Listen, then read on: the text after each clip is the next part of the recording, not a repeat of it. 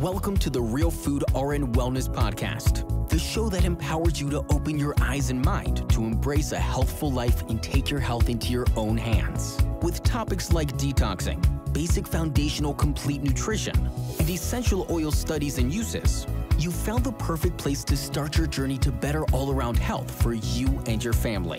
Here you'll discover how to equip yourself to live healthy on your terms with your host and RN, Kate. So I guess I just want to really start out with, well, first of all, just saying thank you so much. Welcome to the Real Food Heart and Wellness Podcast. And I just want to get started with a little bit about kind of your background and your story, because you have such an amazing, profound story. I first heard about you on, I think it was the Live to 110 podcast. I forget, it was someone else who was interviewed and they mentioned your website and your story, and I looked it up and I read your whole story and was just blown away and reached out to you. So I just would love for you to start just by sharing kind of what your journey. Okay. Our story really begins about 3 years ago this time. It started when my daughter Kiana started showing signs of, she had balance issues, and for a normal 7-year-old, most of them aren't the most graceful to start with, and my daughter was not super graceful. She was kind of a thumper. And so she started showing some balance issues, and, you know, when you get around the holidays and you get with all the cousins, there's always extra bugs that fly around. So we just thought she was kind of sick or under the weather, and so we didn't think a whole lot of it. As things kind of progressed after Thanksgiving, some of the signs became more pronounced, and we realized that something was maybe a little bit more amiss, and maybe like she was really sick. So we took her in, kind of talking with the teacher to see how she was doing in class, because at the time I worked at the school, and so I was kind of checking in on her. And then finally Thursday, the teacher came to me and said something's not right. She kind of fell out of her chair again, and she had been falling out of the chair at home like every so often, but it was never frequent enough to kind of draw attention. It was just kind of one of those fluke things, like you slipped, and it was easy to write off as something else. And so when the teacher kind of said that, we're like, yeah, there's something amiss. So we took her in, and then on Thursday afternoon they did an MRI, and the nurse practitioner said that they found a mass in her brainstem, and so we needed to go to Rochester that night. And that's kind of where everything started. My son stayed with my aunt, or my sister, his aunt, and we spent the night in Rochester. And that Friday morning is when we got the news that our daughter had brain cancer. And so we kind of sat in the room, and they told us, well, that was the bad news, and it kind of got worse as it went on, because they told us there was nothing they could do. You couldn't do surgery because of where it was located. The brain cancer that she had was called diffuse intrinsic pontine glioma. It's abbreviated as DIPG for short. It's a very rare, aggressive form of brain cancer that normally hits younger children. It sometimes happens in younger adults and teenagers as well. And their only main recourse is you're kind of given two options at that time. And our two options were we could go home on hospice there right then and there. By the time they had found the mass in her brainstem, it was already measured in centimeters. I think it was a couple centimeters by a few centimeters. And so it was, for something located in a child's brainstem, it was really large. So we were given, we could go home or we could do radiation, which they told us up front that it might prolong it, but it's not going to fix it. It'll maybe shrink it for a little while, but when it comes back, it'll come back fast, and then they'll be gone. So really it was a matter of how much time we had left. And those accounts kind of varied from a few weeks to maybe as many as 9 months. Most people that get diagnosed with DIPG, 85 to 90% of them don't live more than a year.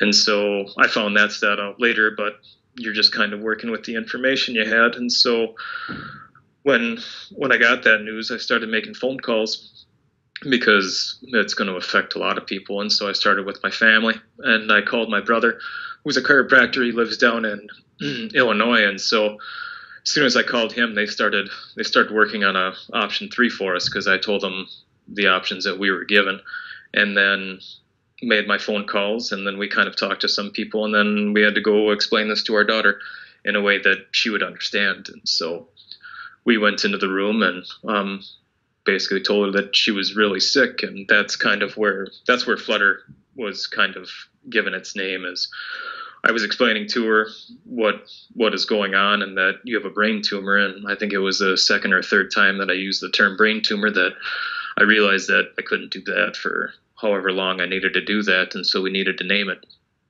And so I told her to give her brain tumor a name so we could reference it as that. And she came up with the name Flutter. And that's where that, and it took her like half a second, 2 seconds. And she was like, let's call it Flutter. And so we called it Flutter after that, and everything after that. So after that happened, we stayed in the hospital for a couple of days. And at that point, we were kind of on the radiation track, because that was, I mean, you try and buy as much time as you could.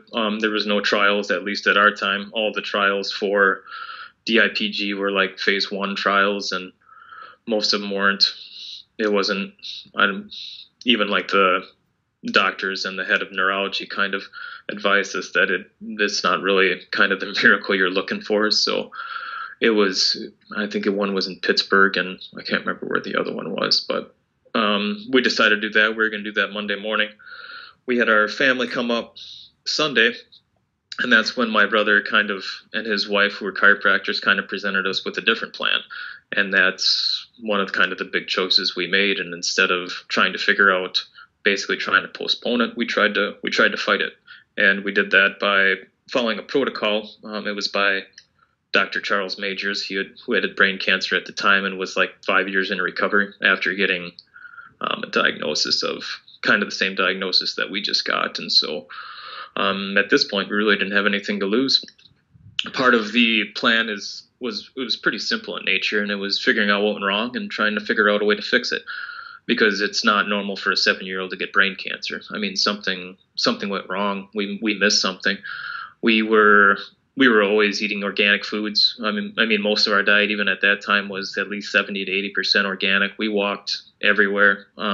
As I said, I worked at the school. We walked to the school like mile back, and we did that since they were in kindergarten. Would ride our bikes to school. We tried to do all these things that were healthy, in chiropractic care, all these good health stuff. And so we were kind of baffled when you're doing all these things, and then you find out that, I mean, you basically have stage 4 cancer, and you don't have more than a year left, and there's 7. That's not right.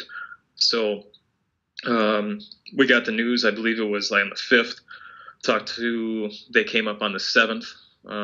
We basically left our home the 8th and packed everything that was of value into a car, and we left. And really not knowing when we were going to get back, the plan was to get an appointment in Spain. We had to get passports for the kids, like in a hurry, get plane tickets, and we were gone.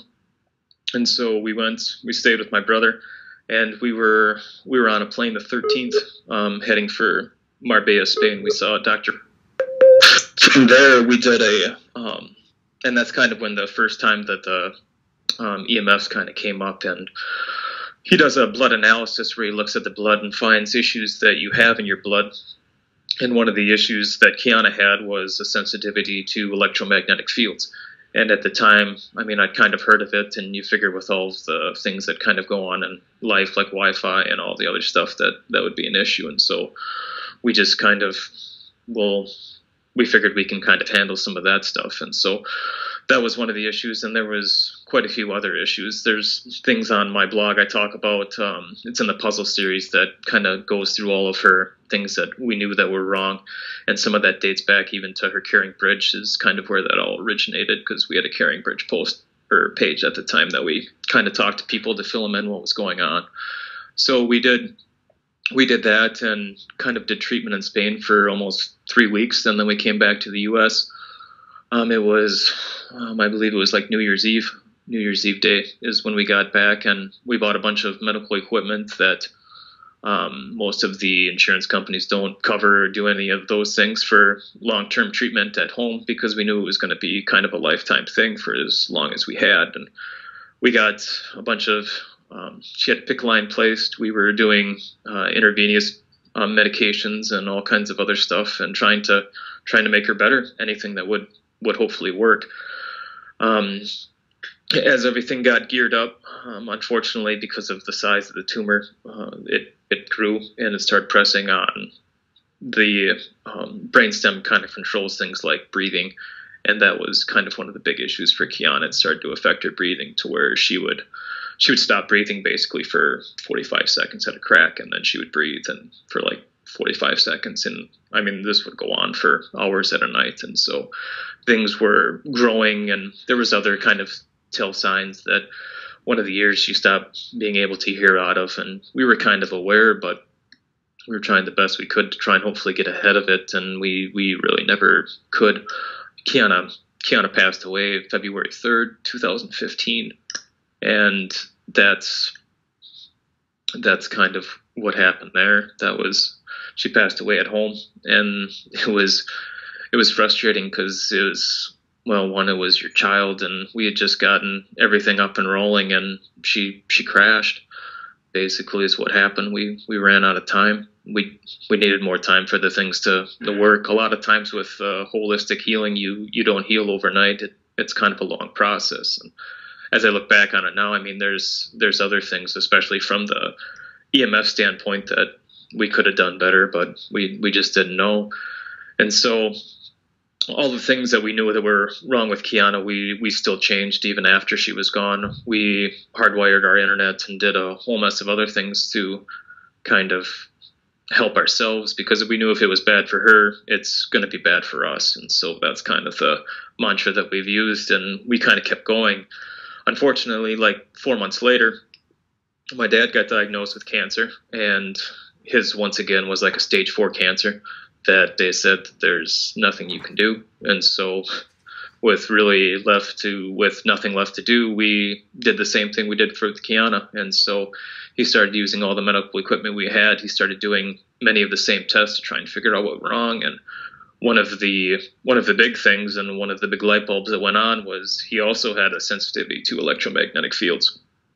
And so that's when a lot of the gears started turning a lot quicker. And he's got a big cell tower. They've lived out in the country. They've had a cell tower across the field from them for, well, I bet you better than 10 years. So he worked as an electrician too.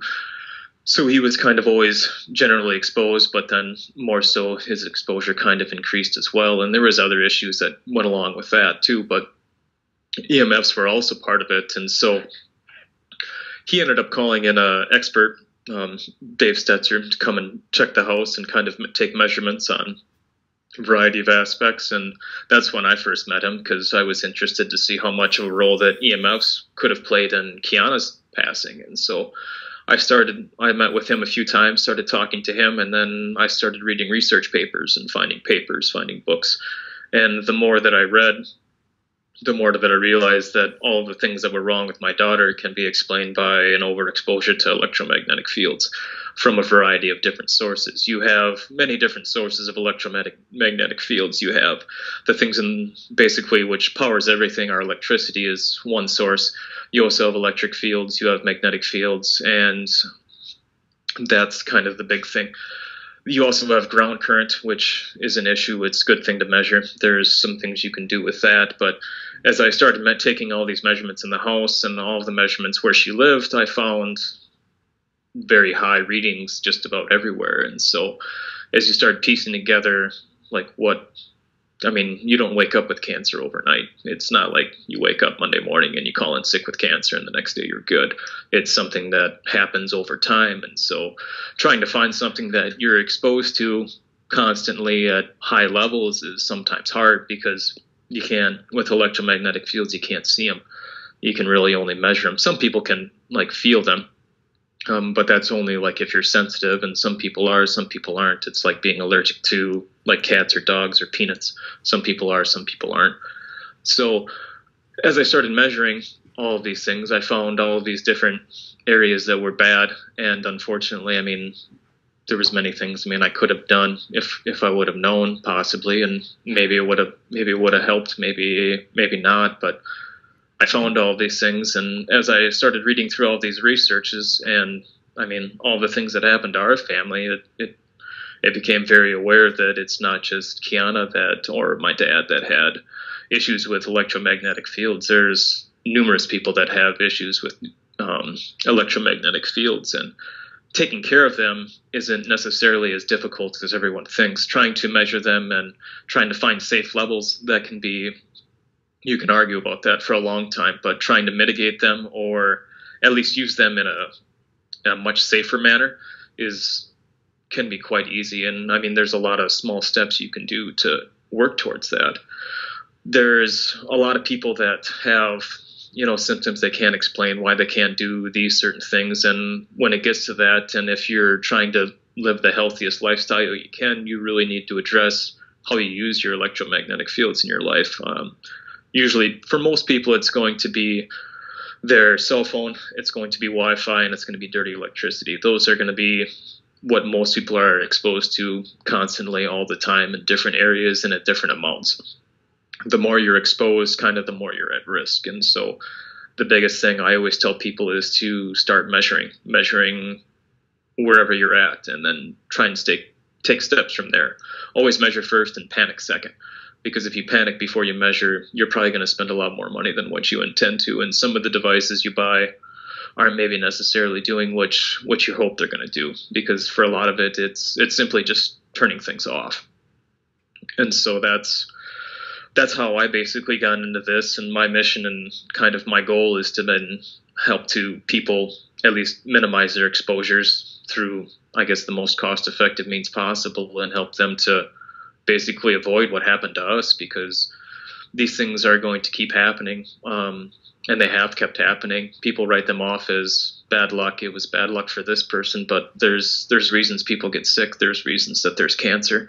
There was another boy in our town that I live in a town area of about 70,000 people. There was another boy, about 5, that got diagnosed with DIPG. That's just those are the ones I know of. That was like within the last year or so. It's happening to a lot more kids. You see a lot more kids having cancer, or at least perceived to have cancer. And so there's things you can do. I mean, you can measure these things and see how much of an issue it is. And if nothing else, you get ahead of it, so it's taken care of before it becomes an issue. Because once it is an issue, if the doctor tells you have stage 4 cancer, there's not a whole lot you can do. Your odds go from slim to slimmer, and in most cases, DIPG survivability is less than 1% of kids that have ever survived, and most of those that have survived are ones that have been diagnosed at very young ages. The older you are, it seems, the more likelihood that you're not going to make it with a really bad disease to start with. So that's how I got involved into it, and that's kind of what I've been trying to help people with the last 3 years or so now. So it took about 9 months to kind of do all the reading and the research, and so this is kind of the second year I've been trying to help people or so, and kind of help them minimize their exposures to things, just telling my story and telling them simple things they can start doing to minimize their exposures. Yeah, when I first heard of your story, I'm so sorry for your loss. That absolutely just crushed me. My daughter was 7 when I first read your story, and I got like panicky, because one of my biggest things is teaching people how to avoid disease. Working in a hospital and treating disease, with the symptomatic management and sending them out, I thought, this isn't right. We need to find out why we have all this disease. And so I've been really into, eating organic, like you were saying, living a clean lifestyle, being active, removing toxins from our home. EMFs was kind of like the elephant in the room for me for a long time, because I didn't understand it. I couldn't see it. I didn't understand the technology to measure it yet. And for that reason, I kind of ignored it. And after I read your story, I thought, I can't ignore this issue anymore at all. And you came over to our house and brought all your equipment. And I just think that you were put here to do this work. You just are awesome. I could have talked to you all day long. I followed you around and gabbed. I really think that the work that you're doing is like God-given work for you. I just think that you were really put here to do this. So that's why I really wanted to have you come on here and just teach people, because I just feel so much better. I feel like I can just literally, I sleep better at night because of our reduced EMF from what you did, but Mm-hmm. peace of mind. That's great to hear. If my children got sick, and I knew about EMFs and I'd never done anything about it, then I would say, well, I knew about this. Why didn't I do it? So, I mean, it's this amazing gift that you gave us to come here and help. I guess I really kind of just want to have you explain a little bit about like what you did. He came out with all this really fancy equipment and like these Stetzerizers and all this cool stuff, of course, which like you said, if you don't measure first, you don't know. I had been looking up online on Amazon and thinking, oh, I need to get these filters. And I was looking at, they were expensive and I didn't know how many I needed. So when you said that you lived close enough that you were actually able to come over here and help us measure, saved us so much money. So it saves time and energy too, and there's a lot of confusing things that go with it, as far as how many you need, where to plug them in, and a lot of that stuff. And it's not just there. When people have questions, I always tell them to ask, especially if you're trying to buy a device, because there's lots of devices out there that claim this or that. I always try and give people an honest opinion about one way or another, and so understanding that's kind of one thing. All these things, like you said and mentioned, I mean, they can be measured. You can measure the whole spectrum if you have the right equipment. Unfortunately, for most people, they're not going to go out and buy any of this equipment because it is rather expensive. You can always see before and afters. That's the biggest thing I tell people too, is if you can't see a before and after, then you have to know what you're changing, especially if you get into any type of shielding or any type of mitigation device. There should be a before and after on at least a meter. Most times you can read it on multiple meters. For dirty electricity, for example, that I always show people. I can show them on an oscilloscope, and as we go through the house, you can see waveforms changing as we start adding more filters around the house. You can also see it on a micro surge field, the meter, and that's right at the outlet. You can see the measurements change. And there are also a bunch of other different things that I know we measure. I measure contact current. I also measure magnetic fields. We'll also measure wireless. Wireless, the easiest thing to do is turn that off. I mean, one of the easiest things that you can do is turning off your Wi-Fi at night. There's no reason to have it on. If you have it hooked into your home security system, that might be one thing. I would suggest that you have that hardwired, just because it's going to be harder to break into then too. But turning that off at night, either having that on now that we're into the holiday season, having it on a holiday timer, or even like a remote control outlet where you can turn it on, off. If you don't need it on, there's no reason to be exposed 24 hours a day. The biggest exposure you're going to get is from your own Wi-Fi. You will get hit from your neighbor's Wi-Fi, but with all of EMFs, the more distance you can create between the source and you, the better off you are. Yeah, we just went to Home Depot and bought a bunch of Christmas tree timers, like you suggested. They're, like $3 or $4. They're super cheap, right. And our Wi-Fi shuts off when we go to bed at night, so it's awesome.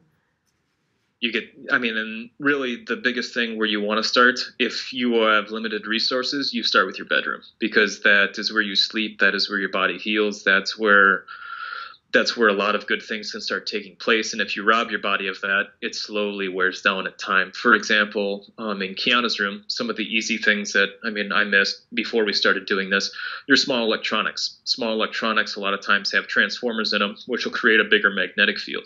A lot of times all you have to do is move that thing 6 inches away. I usually tell people, if you have electronics, keep them 3 feet away from your bed. If you have small fans, keep those like 6 feet away from your bed, because those will produce big magnetic fields. You don't want to be sleeping in a big magnetic field for 8 hours a night. That's not good for you at all. The more distance you create, the better off you are. And so just by simply moving things, now this goes for phones too. You shouldn't sleep with your phone. If you use your phone for a alarm clock, just put it in airplane mode. That's one of the biggest things you can do to start reducing your exposure today. Just start using airplane mode. There's all kinds of stickers that people buy and put on their phones, but airplane mode is way more effective because it'll actually get your phone to zero. It shuts everything off. Now, you're not going to get up-to-date text or calls, but as soon as you can work in off and offline mode or airplane mode, and then as soon as you send your text or get all your texts, as soon as you hook back up to the network, all those go out. It receives. When I did have a cell phone, that's what I did. I eventually got rid of my cell phone just because it started making me feel like garbage every time I had to use it. So I just I use other means to communicate, like old school landlines, cordless phones. That's another one. replace those with like a landline. Those are like $10. You can go to Best Buy or online and just replace those. That's an easy fix there too. So those are like your biggest easy fixes. And for most people, those are going to be fairly big exposures. Dirty electricity, you need filters for. That's something I normally sell or help people kind of adjust, and people will notice difference with that because that's what's actually riding on your building's wires. And so that by reducing that, the other way of getting around that is to shut off basically the whole breaker, but then you don't have any power, and that kind of creates its own problems in itself. So if you want power on during the day, then filters is kind of the way to go. Yeah, and when you had said to turn your phone on airplane mode, I thought, well, I use mine as an alarm clock. Isn't that going to affect the alarm clock? But it doesn't, which is great. So every night now, I turn my phone on airplane mode, and I run with my cell phone because I listen to podcasts. Well, I was concerned about because I just went running today, and it's like freezing cold out right now. And so what I do to keep my phone from dying from the cold, that's how cold it is, I put it in my pocket. Well, that's directly exposing that part of my body to EMS. So what I've discovered is that you can actually download the podcast to your phone, and after it's downloaded, you can put your phone in airplane mode, and I can put it in my pocket, and I don't feel, because I never wear my cell phone except for when I'm running. So airplane mode does still allow you to do things on your phone. I thought it completely shut it down, but it doesn't. Yeah. So that's a wonderful thing. Yeah, as long as and that goes for your iPads and all the other things that kids play with. I tell people if you have to hook up to the internet to use something or stream something, try and get away from that. Like a bunch of movies, download them to the device, especially riding in a car. I mean, if you're trapped in a small contained, like enclosed area with a child that is screaming, you're trying to get that so you can make it the 3 hours to get there. And if you have things downloaded, then you don't have to worry about it inside of a car. Now, if you're streaming, that's a different issue. Some of it is just a couple of extra planning steps, or download it all and then turn everything off, and they can watch it in airplane mode, and it's not as big a deal. So they're simple, just a little one step, second step. And if you're going to carry your phone on your person, biggest thing is don't carry it in your pockets. For males, don't carry it in your front pockets. There's lots of studies that go to reproductive and just reproductive health, how much cell phones will affect that. And there's numerous studies, and has been a lot of studies on that. So if you're trying to have kids, or if that's been an issue, start by doing that, or having it when you do carry it in your pocket, just turn it on airplane mode and you should be good. Make sure you also turn off the Bluetooth and the Wi-Fi. That's the other big part, because the airplane mode will kill the data transfer from the towers. However, the Bluetooth and the Wi-Fi will look for signals, especially like in your own area. So it's important to get those two off as well. Otherwise, wherever you have it on your body, it's blasting that area of your body. For women, the other thing is, like, don't carry it in your bra. And while we're talking about bras, the next easiest thing to do is take the wire out of your bra.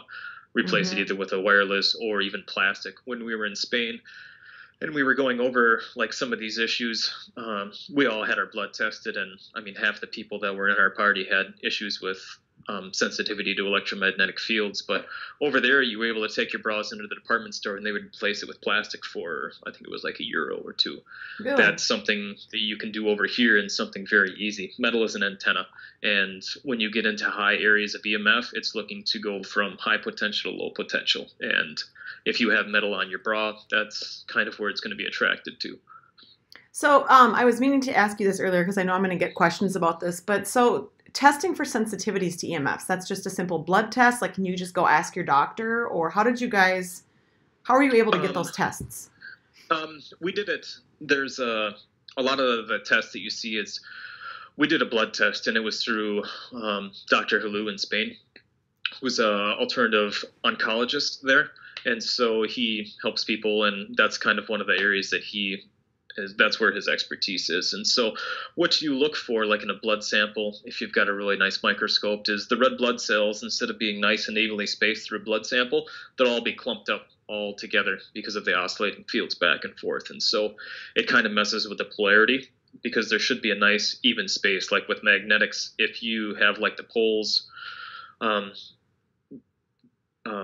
to where they repel, or otherwise they attract. And if you kind of flip them, you'll clump all the magnets together. You want to have them nice, evenly spaced, so they kind of can transport all the things that the red blood cells need to do in your body to keep you healthy. That's one way of testing. There are also biofeedback machines, which I have a little familiarity with, but not a lot. There's, I think, a few people that do those, or at least can recommend them. I can probably find people that have done those, and that's another way of telling. The other way is, but you can do simple experiments with yourself. As simple as start by shutting off your Wi-Fi at night and see how you sleep. Are you sleeping better? Are you sleeping more soundly? Just start by doing like small things first, because I believe as you start doing these things, a lot of people will start noticing small differences, and you can easily switch it by either creating less or you create a ton more. Some of the worst things you can do is have your Wi-Fi router in your bedroom or right next to your head when you're sleeping. I mean, if you want to see how really bad you sleep, that's one way to do it. I'm going to recommend you not do that, because that's really bad, but that would be that'd be the alternative way of doing it.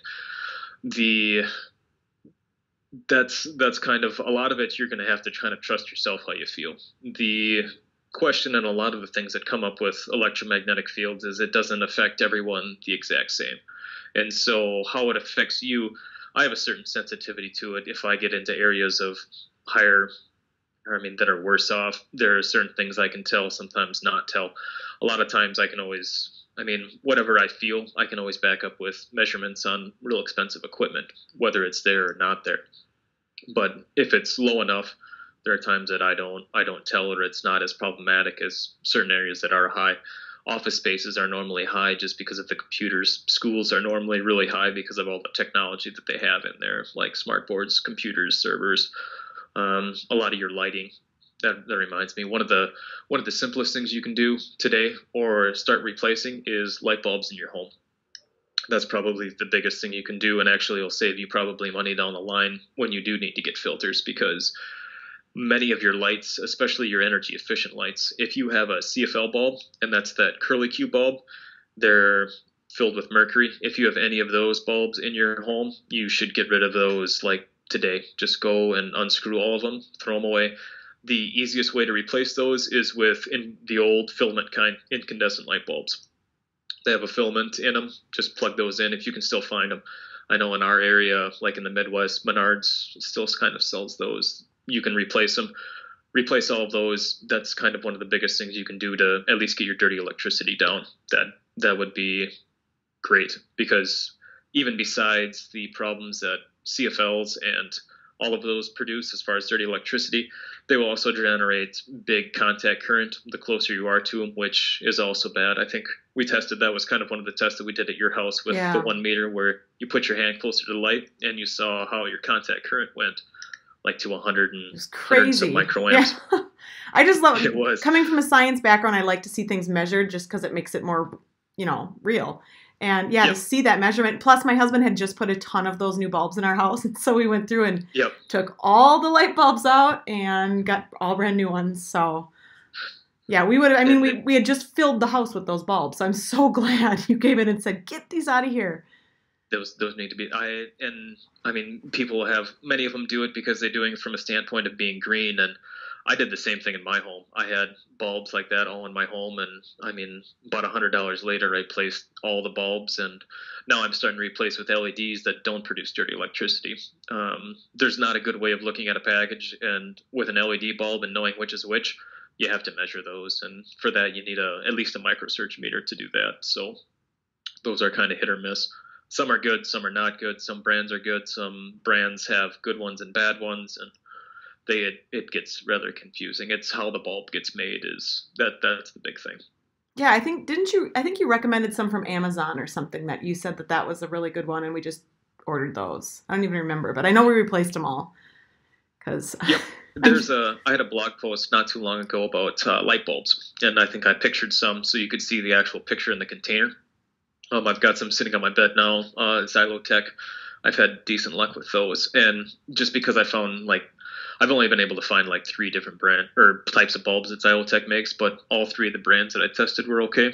So that's at least a place to start. I tell people, and that's kind of why I don't sell any of the bulbs or any of that, because you have to test them. As soon as they change something, you'll have to know if they changed it for the better or for the worse, because it is like how they make it. So yeah, that's the most important thing to know. I test all my bulbs before I do that. Normally when I go into a house now, I try and change as many bulbs as I can, because it is much cheaper replacing a $2 bulb than trying to plug in a $30 filter to fix the $2 bulb. It just makes way more sense to do it that way. So now I know I'm very fix the problem at its source. I'm very open with like all of the things that I'm doing in my life online. Like I love to share with my audience because I just am so fascinated by all this stuff. And I've already had quite a few questions from people asking specifics on my EMF journey. And one of the biggest questions I get is about cell phone cases and defender pads and all of the protective things that you can put on your devices. I know you touched on that briefly, but I know people are going to want to know more detail about, is there anything that works, or what is your take on those? My take on almost all of that stuff, especially when it comes to, like, the defender pad was made to make it so it's just going in one direction. If you can still, the easiest way to test all of that is if you can still use your device, something's not quite right. There's two types of stickers that are normally made. One is to block a magnetic field, and you'll see it from when you go through the reading, it's like 0 to 50 hertz it's trying to block, but it's just a magnetic field. Some of them will just block electric fields. I haven't seen any of them that block both of them. The easiest way to tell is if your phone still works. That's the same with like your pendants, with all of the things that you wear.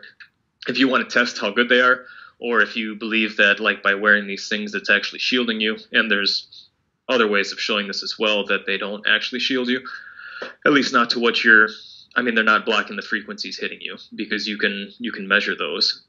Just put the device that you have that's supposed to be shielding it over the phone and call the phone. I mean, either it goes through or it doesn't go through. And if it goes through, then you really have to question how it shields. If you have a device on your phone that's supposed to be shielding the antenna or the amount of power that it's sending to a tower, and you're still able to make phone calls and it doesn't disrupt any of the phone's functionality, you really have to question if that's working in the first place. Because one, if you start blocking a signal on a phone, the phone is going to do one of two things. And this is also why you don't really want to have the phone next to your head in cell phone areas that are low, because as you get into where your reception is poor, your battery will spend more energy to power that antenna to actually reach the towers it needs to. So you'll actually have you'll have a bigger exposure to EMFs, especially if you're putting it next to your head or actually anywhere on your body. So if you can make it where you only have really good reception, it doesn't need to power as much. You can see this, like if you have your phone on and you go into where there's no reception, your battery is going to die within a couple hours because it's randomly searching, constantly searching. That exposure on you is quite a bit increased. When it comes to cases, and I mean, phone companies that sell phones, they'll mention this in the literature, like don't put it in a metal case. The reason they say don't put it in a metal case is because metal cases will act as a shield. If you put something in metal and wrap it all the way around it, it's only going to be able to basically get signals in one direction, which means that if you put that next to your body or put it anywhere, you're going to be exposed to a lot more. It's also going to kill your battery life considerably faster because you've shielded the phone on, really five at the side, so it can only go out one way. That's why metal cases aren't the way to go. It's easy if they can actually pass through them, so it doesn't have to power or work as hard. It's also why they tell you not to try and use your phone in a car, because your car is still made of metal. One of the neat experiments you can do with your phone, if you want to create a really cheap shield, is wrap it in tinfoil. Put it on like Pandora or some other type of streaming music. What'll happen is you'll download that first song and then wrap it up in tinfoil like 3-4 times, and then just leave your phone, just listen to it. At the end of that song, it's going to go blank because it can't pick up a signal. That's a shield. It's not allowing anything to get in or out. And that's what people are wanting, but that's not necessarily what they're buying. As soon as you unwrap that tinfoil, you're going to download the next song, and the music's going to pick up and start playing. Those are the kinds of shields you want. And when it comes to smart meters, that's also the cheapest way to block smart meters, if you can get all the way around it, is with aluminum foil, or getting something that's going to diminish that. Basically, you're making a Faraday cage. The defender pad, that'll block that only blocks from one angle. And when you're talking about shielding, you need to think of it as a light. And so it's kind of a nice representation. If you have a light bulb, the closer you get to that light bulb, the easier it is to shield it or get all the way around it. The farther you get away, the more light you can see, the more light that hits everywhere. If you want to get around the whole light, you basically either have to unscrew that light bulb or have something that goes all the way around it. If you only block it from one side, you can get light bouncing out and around and all the way around. So shielding on one side, I don't recommend. I don't think it's very cost effective. I mean, unless that plane is super large. I mean, you can do it in those mathematical terms, but normally, I mean, 3, 4, 5, 6 inches when, I mean, you're looking at however much exposure, even just like a light. I mean, hold the pad up to a light and you'd kind of have a similar representation of what it is and is not blocking. If you can still use Wi-Fi, it's not blocking that. If you have a device that is supposed to harmonize and you're still getting a signal and you can still use all your tech, that's not working. So if those are... If you're in a car and you're driving and you're streaming, like say you're the passenger, like from my experience, if we're driving, it's Thanksgiving weekend this weekend, we're going to be driving up to Brainerd, and I sometimes will work on my phone on that car ride up there. So the EMFs that my phone, as it's trying to stream and stuff, is that increased because we're inside of a metal car? Like, is it going to be even more EMF exposure because we're contained in this little metal box? Yes. So, because it'll bounce around trying to get out. It's also why you don't want to use it like in an elevator. If it's harder for that signal to get out, like your best reception is going to be out in the middle of a field where there's no obstacles, nothing for it to go around, and like you have a tower up on top of a hill, so it has clear line of sight. That's going to be your best transmission. If it has to bounce around, you get more exposure. You can still do a lot of your things, especially if it's in airplane mode. You can still do a lot of the work, answer emails. It's just as soon as you hook back up, it'll send all that stuff out for you. But if you need to do it like once or twice, and two, I mean, especially if it's music or you need to call them or you need to get there, that's one thing too. If you can cut down on it, that's the best thing. Hands-free devices inside the phone or inside of a car, I don't recommend doing either. There's a lot of, I mean, even now there's lots of talks of just not using phones at all in a car because it's not good. Overexposure to EMFs will also kind of dull the reflexes. It kind of creates a brain fog where you're not thinking as clearly as sharply. And so when you have that hands-free, what is happening is you have your phone that's sending a signal out, and then you also have the Bluetooth, which hooks up to your console, and then a Bluetooth that receives it back. So you're adding more frequencies inside the car to do something that really isn't all that safe to start with. So it's just easier if you can drive there, make your phone calls if you need. I mean, carry your phone, carry it in an airplane, and if you need to make 911, it's 911, and then, I mean, you hit the call, and you might have to hit yes to get it out of airplane mode. You can still do it. Yeah. One extra click. I guess I'll have to just be listening to Christmas music on Cool 108 then. So some of this stuff, so when you came to our house, you had a bunch of different devices that measured, went around, plugged them into the outlets. I remember I had you actually test the EMFs in my sauna. We have an infrared sauna, which I was happy to say was none.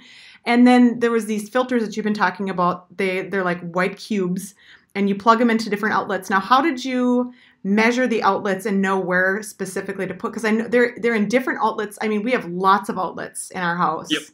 And there's some spots that you put specifically in a room. It wasn't like you just went in and put them in every single outlet. How did you differentiate? That's where the measuring comes in. That's the device I used is a microsurge meter, and this is something anyone can use. It's a matter of if you can understand a number scale and understand like how much 20% is less. These are things that people can install themselves. It's not, I mean, you plug it into an outlet and you take a reading. Normally for microsurge, like the readings that you're looking for is 50 and under. Ideally 30 and under. The lower you can get, the better off you are. If you have readings above 100,000, the meter tops at 2,000, and sometimes you'll see readings of that. There are certain items that will cause that quicker than others. If you have a treadmill, that'll probably do it, or at least get you up into the 1900 range pretty fast. So what I did was I measured every single outlet. When I go through a home, I measure every single outlet, and then I apply meters or apply filters where there's at least a 20% drop, because if you don't get a 20% drop in your reading, then it's not worth plugging in a filter. And so I go around the whole home, and some circuits are going to take one, some are going to take two. It all depends on what you have in your home, how many electronics you have, where you live, that plays into it. But it's what you have plugged in and what devices you have. The more computers, the more electronics you have, the more filters you're probably going to need. The bigger the house, more than likely the more filters you're going to need, and vice versa. So you go around and you take readings and you measure every single outlet until you can, at the end of it, like by the time I got done with your home, there wasn't an outlet that was over 50 GS units, which is what the microsurge meter measures in.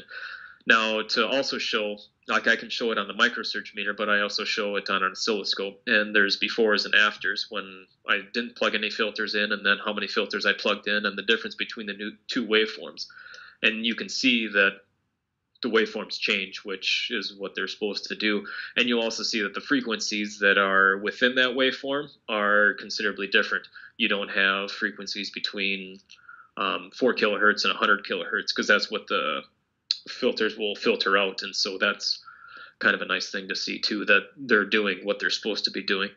And then, I mean, you can some people will be able to feel the difference. If you kind of question it, all you have to do is unplug it, and as soon as you unplug all the filters, it'll go back to wherever it was.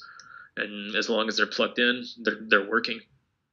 Yeah, and you said that you buy these filters once. Like, it's not something that you have to replace them every 6 months or anything like that. Like, they're a lifetime thing, right? Correct. Yeah, it's a one-time. You plug them in, and then as long as you're not throwing them or using them as a baseball or like crash into them, they should last a lifetime. They're awesome. An electronic filter, but it's not like a filter like on your car that you have to change every so often. It's a one and done. And the nice thing too is with the filters, if you want to move or ever feel like you need to move, then all you have to do is unplug them and you take them with you. For people that travel, especially in hotels, when I've had to travel in hotels, I always take 5 filters with me, because EMFs are everywhere. These problems are everywhere, and it wasn't just like in where my daughter lived. It's anywhere you go, you'll find these. So if you have to stay, especially sleeping in a hotel, I take 6 filters with me, and I take my microsurge meter with me, and I measure. You'll get readings of 600, 700, 1,000, which are, I mean, those are huge readings. If I would plug into my home, I get readings of like 9, 10, which are, I mean, that's pretty good. You're going to be able to get low to a certain point, and then after a certain point, you get it as low as you can, and then that's the best you can do, and that's really what anyone can do. I mean, you do the best you can, and you do it as quickly as you can is what I tell people, and you do things that, I mean, you can live with. So yeah, no, it was just great. I mean, then you had the report. I mean, you're so thorough. I was so appreciative of this. I mean, there was the before readings with all the spikes all over the place, and then the graph changed dramatically in the end, and you just gave a thorough report of everything. And then we have a smart meter, which is directly below where we sleep. Like, it is the level below us, right below our heads. And yep. You had said those were such a huge source of EMF. So I had actually called our electric company before you came out and asked if I could have that removed. And they said they no longer have meter readers that come to your house to read a meter. So I could not have that removed and still pay my bills. So I had to shield it. And while you were here, you covered it with tinfoil, like you had mentioned with the phone, and made that little tinfoil wrap. And that then I went on and ordered the one that you recommended on Amazon. It was like $129, but I was like, okay, it gives me peace of mind. And so now it's all like shielded, and yeah, it's wonderful. Smart meters are the bane of, I mean, they're a pain, because you have to know what type of smart meters too. Just because they, like, for instance, I have a smart meter in my home, and I have a lot of sensitivities to it, but I don't have it shielded at all. Before you start shielding all of your smart meters, know how fast they broadcast. And the bad ones, like in your home, are doing every like 6 to 8 seconds. It blasts a signal, which is basically the equivalent. I was talking to someone recently, and they talked to their electrical company, and they said it's basically like making a 15-minute call like every hour, which, I mean, that's a 15-minute call every hour of every day, and so that's a lot of exposure that adds up. So you want to figure out what the frequency is. For example, the one in my house is like once every 3 months. It's 3 blasts every 3 months. I don't worry about that. Every 6 seconds every day for 24 hours a day, those I worry about. You're going to get big bang for your buck there if you can shield that or reduce that first, and then work from there. Take your biggest exposures and then go. You're going to need to look at your electrical. You need to look at your water lines if you have city water, and then also your gas, because those are the 3 areas where they can put one on. Yeah, I and you can call your electrical company and they will give you this information. I called and the lady, of course, was like, "Why are you asking me this?" But whatever. Mm-hmm. I think ours was once a month that they did a reading for like 15 minutes or something like that. But I still wanted to shield it anyway, just because I don't know. It's nice when things are shielded, because then you know you've done what you can. Yeah. And everything is, you don't have to look back and say, well, I would have done, if I could have done this, if I could have done that. I look back at that on my life, and it's like, well, what if I would have done this? What if I would have done that? And those questions usually lead to, usually not the best of places, because at the end of the day, I can't fix any of that. I can fix it now, and so I fix as much of the stuff as I can, and then I try and do the best I can with all the other things. And that's where a lot of your nutrition and doing all the other healthy things, that's where that all plays into, is trying to lead a healthy lifestyle, and all those things kind of add up and they pay off then. Yeah.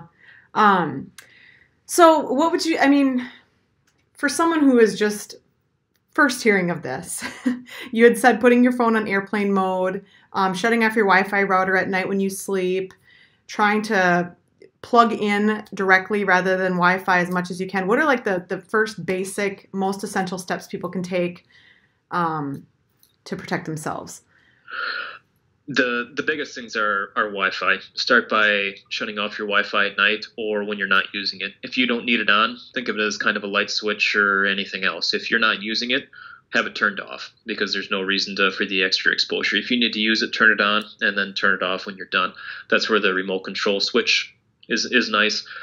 For a lot of people, it's going to be their phones now. That goes for teenagers and basically adults, because everyone is on their phones all the time, no matter where they are.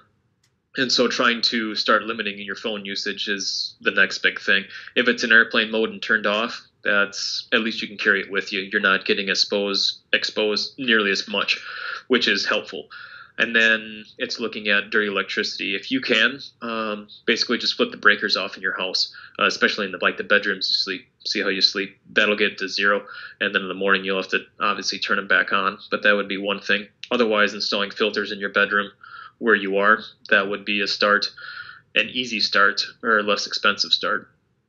And then basically creating space of all of your electronics away from your sleeping area. Those are easy starts. And try not to feel overwhelmed, because I'll tell people that, but that's probably the hardest thing to do. Is most people start looking at this stuff and feel very overwhelmed because it is everywhere. And it's like, well, what can you do?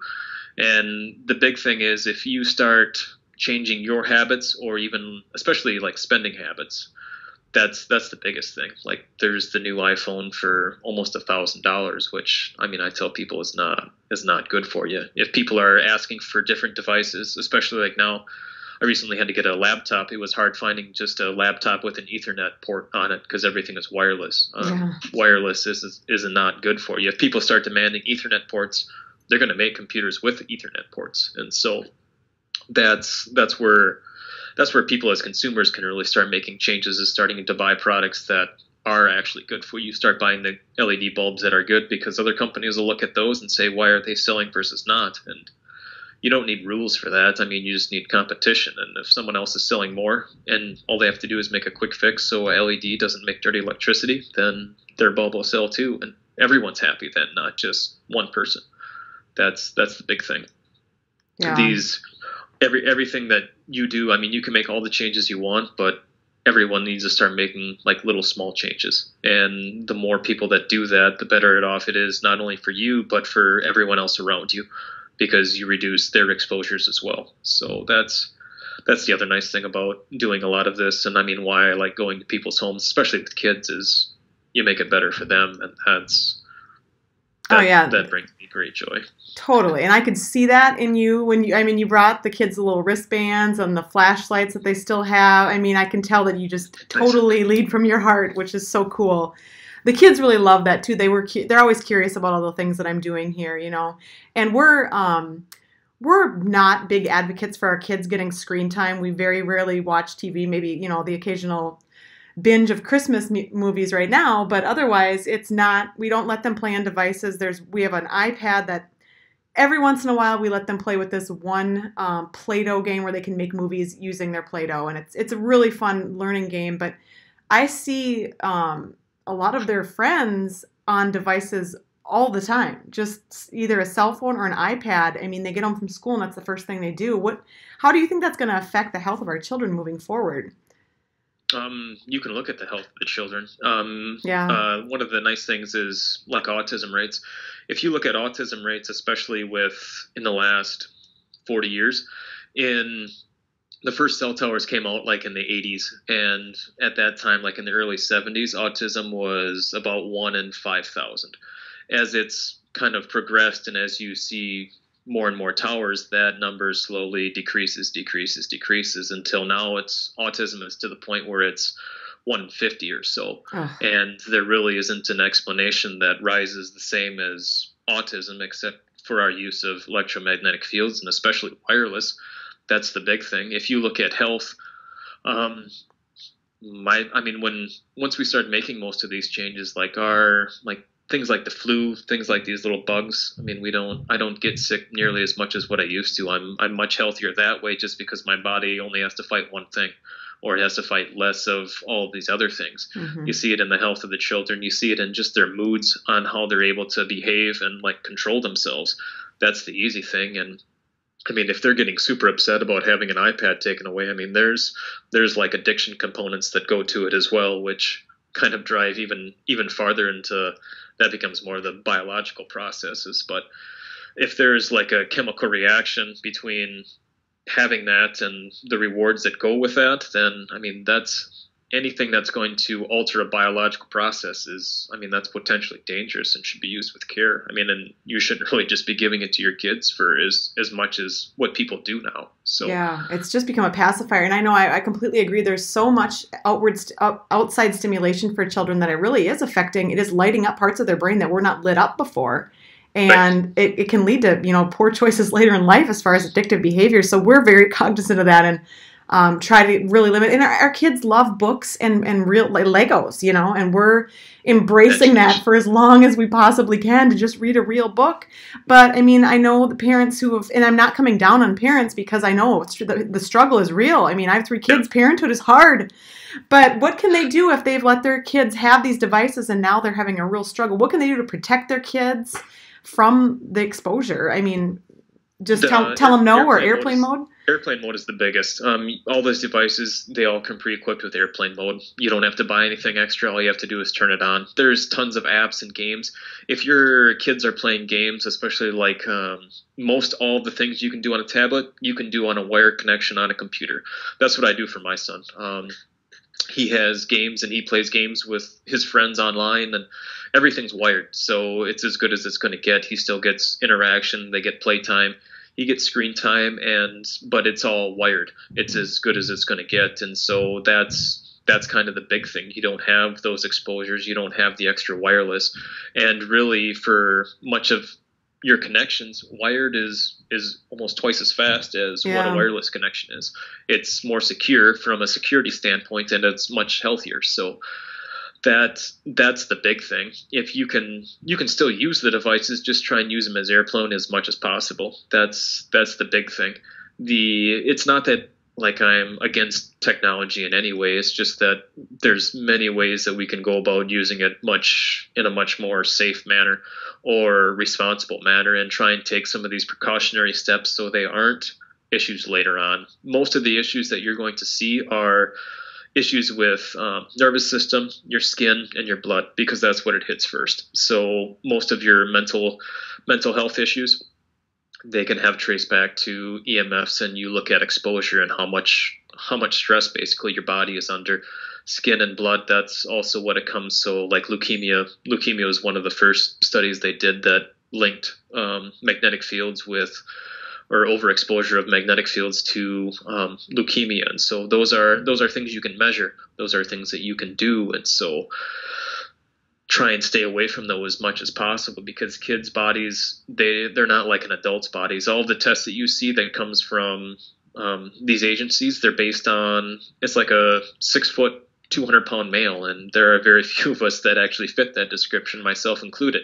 And so the smaller you are, the more it's going to penetrate into your skin, the more exposure you get, the more harmful it potentially can be for you. So just kind of start using more caution moving forward, and maybe not buying the new iPhone or the wireless, and maybe using that to buy a computer instead, or wiring your internet at home. You can do for probably about the same amount of money that a new iPhone is going to cost you. So those are much better choices to make that way. And for longevity, I mean, it's considerably quicker too. So, well, and I know there's a big trend, especially in like the paleo community and stuff, on the earthing. And while I think earthing is wonderful, getting outside and putting your feet on the ground, what a crazy concept. I know I need my runs outside because of the negative ions that I get from my runs. I can't run on a treadmill. I get nothing out of it. I need to run outside in nature with my minimalist shoes on. But I also took it a next step, and I bought one of those earthing mats. And when you were here, you were saying that those can actually work against you. And we tested ours, and it actually charged me versus discharged. And so I gave it away. I gave it to a neighbor. They took it. I didn't tell them why I was giving it away. But talk a little bit about those earthing mats. People are spending a fortune putting them under their mattresses, and we had a small one, but yes, and that's earthing in itself. Earthing under the assumption that it was made is good. They assume ground is zero. Our ground is no longer zero, and I have posts on that of why that is, but a lot of it has to do with undersized primary neutrals of the utility company is too small to carry everything, so they have it go back on ground instead. And so the repercussions of that is when you plug in these earthing mats and using the building's wires to earth, you are actually, in some places, actually charging up. Now, I can't say it's going to happen in every single place, but it's going to happen in the majority of places because of this problem. A lot of it has to do with crowding neutral, and that has to do with dirty electricity. And so by fixing some of the dirty electricity, you can make this issue better.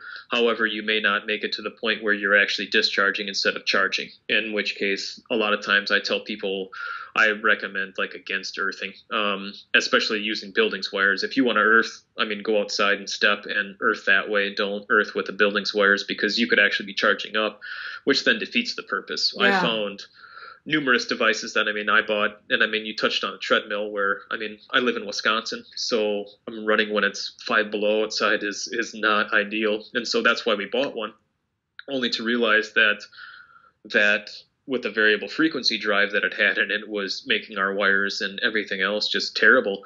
And we felt worse when we were actually doing it, and like a lot of stuff, we ended up buying high and selling low and just getting rid of it just because it was bad for us. And now we run outside no matter what the weather is. And yeah. I feel a lot better. And yes. Just like you say, you're connecting more that way instead of trying to do it inside, and it's healthier. And I actually save the money that you would spend on the treadmill too. So yeah, I when I run on a treadmill in a gym, I feel it. I feel the EMFs. I don't feel what I get. I live in Minnesota. I run outside when it's 20 below, and it sounds crazy. You just have to be smart about your protective gear, but I don't get that same release and that just calm that I get from running if I do it inside. So it's a completely different workout. Yeah. And you wait till you get that warm spell in the Midwest of where it's 5 above and it's oh, it's nice out. I'm going to go running. It's not snowing. And there's actually, they've plowed in a couple of days, and you really have to plan the runs a little bit better, but it is considered, I enjoy that a lot better than running on the treadmill. And there's, times when I'll have to, but it, like you say, it's not the same as running outside. And there's also other things that people advise against, not the treadmills, not just the EMF part, but the EMF part for me is that's enough to bypass those altogether. Well, I know when I go to my gym, maybe once during the winter I'll go out of desperation or frostbitten toes. And it's, it's not fun, but I mean, it's a room filled with 30 treadmills and everyone's running on them, and there's like 5 TVs in front of you and everyone's got like their headphones in. So I mean, it's got to just be an EMF disaster in there. Your body ends up when you're working out, the point is your body to stress it a little bit so it can rebuild. And if you work out 24 hours a day, you're not going to see any results because you're continually breaking your body down. Yeah. If you need your body to rest, and with a lot of especially electromagnetic fields, there's no rest for people anymore. You're never creating that rest space. And so things start piling up in your body, and it can't cycle like it's supposed to because it interferes with so many biological processes that we have. And so that's when you start getting sicker. That's when you're not feeling as good. You're not feeling as sharp. You have things that creep in, and hopefully, you don't have things like cancer that creep up on you, and that are at stage 4, and there's nothing you can do. Yeah. Because at that point, it's too late. Well, I hate to keep you any longer. We could talk for hours. I usually have these closing questions that I ask a lot of people. We pretty much covered this. The most basic level, one simple, important step people can do to get back on track. Well, we had talked about some of the devices and ways that people can protect themselves, turning off Wi-Fi and stuff. Most detrimental influence on our health today, I'm assuming your answer to that is going to be EMFs, or? It's going to be, EMFs, and there's a wide variety. There's when I test a home, there's basically 4 aspects I look at, and any one of those 4 aspects can basically outweigh the other. You kind of want to, it's a holistic approach to attacking at least this subject, because you want to do all of them all at once. I compare it to, like, since we've live in Wisconsin, when it's cold out, I wear pants and a shirt. I just don't wear pants when it's cold or a shirt when it's cold and then go outside and expect to be warm, because that even on paper doesn't make sense. And so when you start attacking everything, pants, coat, shoes, boots, hat, you stay warmer. It's still going to be cold outside, but you're as warm as you can. Yeah. All right. So last, I just want you to tell everybody how they can find you. Now, I just found you randomly through that podcast, found your website, reached out to you. You happen to live close enough to me with Minnesota and Wisconsin. How can people get a hold of you and get help? The easiest way to get a hold of me is through my email, because like I said before, I don't have a cell phone. I try and be out and about and doing stuff, so I do try and get back to you usually within a day. Usually I can get back same day for people with questions, depending on the amount of volume I get. But when you have questions, the best way to do is just email your questions, and I'll try and give you answers. My email address is darnell@flutterbusters.com. There's a bunch of information on my website as far as research papers. All you have to do is click on them. It'll pull up the whole research paper. You can download it, print it, share it, do whatever you want with it. That's fine with me. If there's specific things that you're looking for or have questions about, whether it's reproductive health or even like diabetes, there's lots of studies on lots of different avenues on this. And so if you're interested and want to read those, just let me know and I can try and send you or at least point you in the right direction. There's numerous books that are good as well, but email is the best way to get a hold of me. And yeah. Yeah, so what I'll do in the show notes, I'll have a link to your website and your email and all that stuff below. I know you gave me a link to the page where you can get the filters. I would say probably to get a hold of you first before people just jump in to get the filters because they don't understand how to measure it correctly. And yeah, so I'll just put links to all of this stuff below. And thank you so much for being on here today. Sorry, no problem. I took a lot of your time, but this is such vital information. And if we can just get, one family to change the EMFs in their home, we've done well. My thought is always is one person's important. And that kind of stems from, I believe my daughter was important. And there was a lot of other people that believe that as well. And so to do that, even if it's just one person that it helps, that's worth it, because they should be worth it, because mine was worth it. Absolutely. These things are, very simple in nature. However, it's the simplest things that are the hardest things to kind of follow through on, and helping all of these people that need help that's kind of where the knowledge and just trying to share things and people to learn and know about these things so they can start helping themselves and I mean, changing these people's lives, and that's the goal. I mean, the goal is so these things don't happen, or happen with considerably less frequency, because to me it seems that the frequency is increasing, and that's not all right. That's not good. Yeah. No, I mean, like I said, when you were here, I could just tell that you do this work like totally from the heart. And I think that's awesome. And I think I think you're going to change a lot of lives. So I'm really excited, and I just want everybody to listen to this. So, Thank you. So yeah, thank you so much. I will let you go. I've used up a lot of your time, and maybe we'll do a part 2 with a little bit more in-depth series some future date, because I'm sure I'm going to get a lot of emails and questions on this one. So there's a lot of stuff to cover. I mean, it's hard to cover everything in an hour, 2 hours, 3 hours. I mean, there's books upon books on this, and this has been around for, I mean, since they came out with this stuff. So this isn't new. And so it's just, our level of exposures are new, and our understanding of it's new. So awesome. That's the hard part. Yes. Well, thank you so very much. And I will be in contact with you soon. Yep.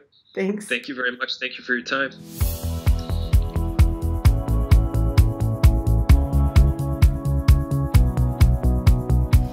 Thank you for listening in to Real Food RN Wellness Podcast today. By tuning in regularly, you will begin to take your healthful lifestyle into your own hands and develop an empowered attitude about yours and your family's life. If you want to be the first to know about the latest news, recipes, and healthy living tips, then go to www.realfoodrn.com and sign up today.